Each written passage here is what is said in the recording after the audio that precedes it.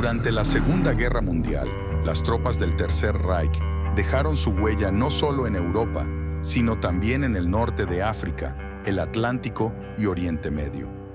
Construyeron una reputación de ser soldados eficientes, más allá de las razones por las que luchaban. Hoy nos sumergiremos en las historias de 4 soldados alemanes, cuya eficacia en combate les ganó el respeto, aunque a regañadientes, y, por supuesto, el temor de los enemigos que enfrentaron. Estos son 4 de los soldados alemanes más letales de la Segunda Guerra Mundial. La guerra terrestre estuvo en gran medida definida por las unidades blindadas, tanto del EE como de los aliados, tener superioridad en tanques, ya fuera por vehículos superiores, tácticas o simplemente por el número, a menudo decidía el resultado de muchos enfrentamientos. Como en todos los aspectos de la maquinaria de guerra alemana, la cultura nazi exaltaba a héroes para admirar e inspirar. Pero, en el caso de las unidades blindadas alemanas, un hombre se destacó por encima de todos, aunque fue pasado por alto por no encajar en la imagen que la lideranza quería proyectar. Kurt Knispel. Kurt Knispel no nació en Alemania, sino en la región de los Sudetes, una zona adyacente a Checoslovaquia poblada mayoritariamente por alemanes étnicos. Esta región, antes parte del Imperio Austrohúngaro, fue entregada a la nueva nación checoslovaca tras el fin de la Primera Guerra Mundial. Con el ascenso de los nazis al poder en Alemania, los Sudetes fueron uno de los varios territorios apuntados para la anexión o reclamación, objetivo que se logró en 1938. Knispel nació en Sudetolandia, cerca de la ciudad de Znaim, y se formó como mecánico hasta que, en 1940, con Alemania ya habiendo capturado Polonia y preparándose para la guerra con Francia y Gran Bretaña, se alistó voluntariamente en el servicio militar y fue asignado al prestigioso Cuerpo Blindado Alemán. Inicialmente entrenando en los obsoletos tanques Panzer I y II, Knispel eventualmente se calificó como cargador en un Panzer IV, en ese momento uno de los vehículos de combate blindados más avanzados del mundo, antes de convertirse en tirador. Su habilidad se hizo evidente rápidamente cuando el ejército alemán entró en acción contra los soviéticos durante la Operación Barbarroja en 1941. Las películas de Hollywood a menudo retratan personajes más grandes que la vida, que desafían las convenciones militares e ignoran el manual de reglas para lograr la victoria. Knispel fácilmente podría encajar en esa descripción. Frecuentemente entraba en conflicto con sus superiores debido a su apariencia descuidada y su insistencia en mantener una pequeña barba, desafiando la imagen del soldado alemán bien presentado y afeitado de la propaganda nazi. Uno de los actos de insubordinación más graves de Knispel ocurrió cuando presenció a un soldado de la Waffen-SS agrediendo a un prisionero de guerra soviético. Knispel intervino, atacando al hombre de la SS, un acto que fácilmente podría haber sido considerado traición, punible con la muerte. Sin embargo, su habilidad en el campo de batalla lo salvó de tal destino, aunque impidió su promoción y la reluctancia a otorgarle algunas de las medallas más prestigiosas de Alemania. A pesar de esto, continuó acumulando una impresionante cantidad de tanques enemigos destruidos, siendo condecorado varias veces por su valentía. En un enfrentamiento memorable, destruyó un tanque soviético T-34 a una distancia de 3 kilómetros, una proeza increíble para la época. Knispel también era extremadamente confiado en sus habilidades y, en varias ocasiones, utilizó el formidable tanque Tiger para contener a números superiores de enemigos, permitiendo que los tanques aliados escaparan. A medida que la guerra se volvía en contra de la Alemania nazi, en los últimos días del conflicto, comandó el poderoso Tiger II, un verdadero Goliat de la Segunda Guerra Mundial.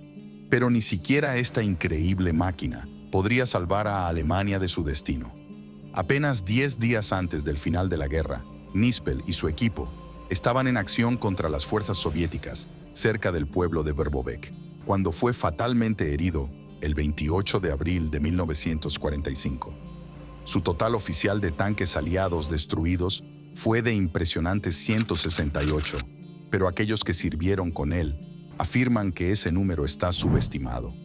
Knispel frecuentemente atribuía sus victorias a sus subordinados para impulsar su confianza y moral, sugiriendo que su verdadera cifra es probablemente mucho mayor.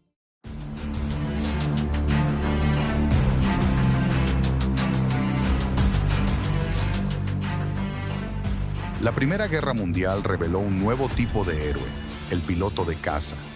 El más legendario de todos, el alemán Manfred von Richthofen, conocido como el Barón Rojo, logró impresionantes 80 victorias aéreas, alcanzando una especie de inmortalidad en el análisis histórico. Sin embargo, en la Segunda Guerra Mundial, varios pilotos alemanes superarían su marca, aunque quizás no su fama. Entre ellos estaba Erich Hartmann, cuyas hazañas en los cielos establecieron el récord de victorias aéreas en la historia de la guerra aérea.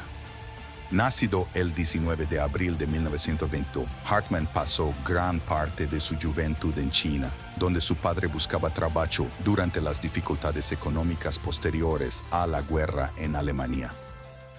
Con la reconstrucción de la Fuerza Aérea Alemana, Hartmann aprendió a volar planeadores con su madre, Elisabeth Hartmann, una de las primeras pilotos de planeadores de Alemania. Iniciando su carrera militar formalmente en octubre de 1940, una de sus primeras tareas fue transportar bombarderos en picado Junkers Ju-87 Stuka al frente en la Unión Soviética. En el frente, Hartmann pilotó el legendario caza Messerschmitt Bf-109, uniéndose a la experimentada unidad JG-52, cuyos miembros ya habían combatido contra polacos, franceses y británicos en los primeros años de la guerra. La experiencia compartida por estos veteranos rápidamente moldeó a Hartmann, quien aplicó sus enseñanzas con eficacia y destreza en los cielos contra la Fuerza Aérea Soviética, aumentando rápidamente su número de victorias. Desde su primera batalla aérea, el 14 de octubre de 1942, hasta el 20 de septiembre de 1943, Hartmann derribó 100 aviones soviéticos, ganando una reputación formidable no solo dentro de su propia unidad, sino también entre los propios soviéticos, quienes pusieron una recompensa de 10,000 rublos por su cabeza. A pesar de los peligros y de haber sido forzado a realizar aterrizajes forzosos de 6 veces, Hartmann demostró habilidades y astucia excepcionales, incluso logrando escapar de la captura soviética fingiendo una herida. Sus habilidades lo llevaron a superar las 200 victorias el 26 de febrero de 1944, levantando sospechas de exageración entre el alto mando alemán. Pero las investigaciones solo confirmaron sus extraordinarias tasas de éxito. Al final de la guerra, Hartmann acumuló 352 victorias aéreas, casi todas contra aviones soviéticos, con la excepción de 2 cazas estadounidenses derribados en ocasiones separadas. En contraste, el piloto aliado con más victorias fue el soviético Iván Koshedub, con 66 victorias. Después de la guerra, Hartmann fue juzgado por crímenes de guerra por la Unión Soviética, pero fue absuelto póstumamente por un tribunal ruso en 1996, corrigiendo un error histórico.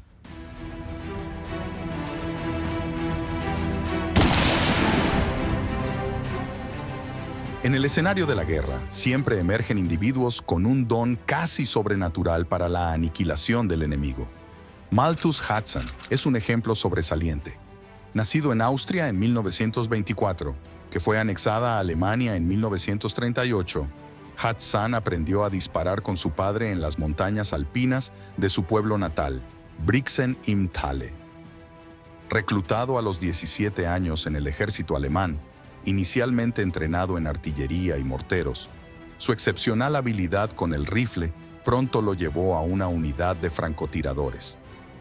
En el frente húngaro, a partir de agosto de 1944, Hudson se especializó en la eliminación de francotiradores soviéticos y oficiales clave, una tarea peligrosa que requería incursiones detrás de las líneas enemigas. A pesar de haber entrado tarde en la guerra, Hudson acumuló 345 bajas en solo 10 meses. Una proeza impresionante que también atrajo la ira soviética, resultando en su captura y detención en condiciones terribles hasta 1950. Tras su liberación, regresó a Austria, donde se reentrenó como carpintero, falleciendo en 2004 a la edad de 79 años.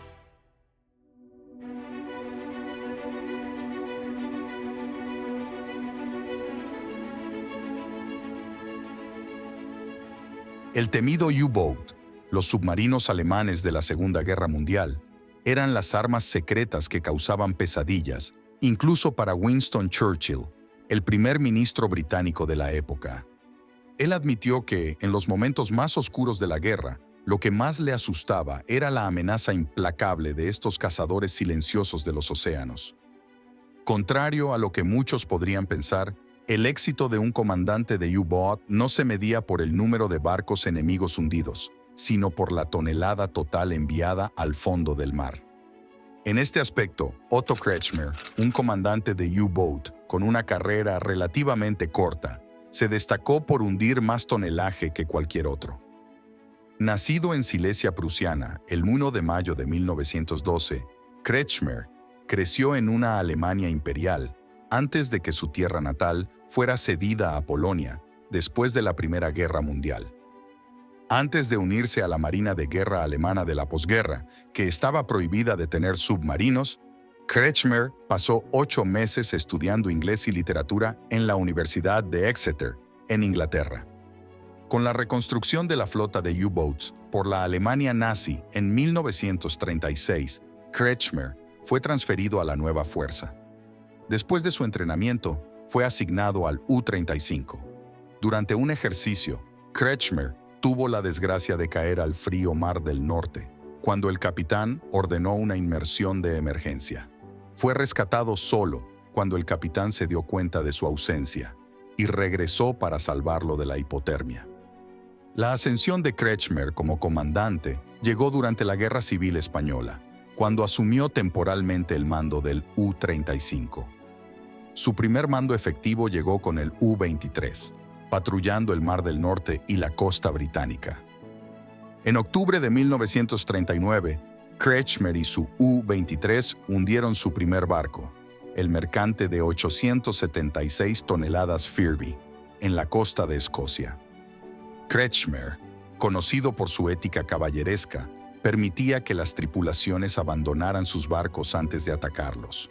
Ganó notoriedad y temor, tanto que los soviéticos ofrecieron una recompensa de 10.000 rublos por su cabeza. Su mayor hazaña llegó con el mando del U-99, un submarino tipo CTB, donde su cuenta de tonelaje hundido se disparó. Entre sus logros notables, hundió 3 cruceros mercantes armados británicos en un solo mes en 1940. En marzo de 1941, durante un ataque devastador a un convoy, Kretschmer hundió 6 barcos, totalizando más de 43.000 toneladas en un solo día. Sin embargo, el U-99 fue severamente dañado por cargas de profundidad y con los barcos de guerra británicos acercándose, Kretschmer tomó la difícil decisión de abandonar y hundir su submarino.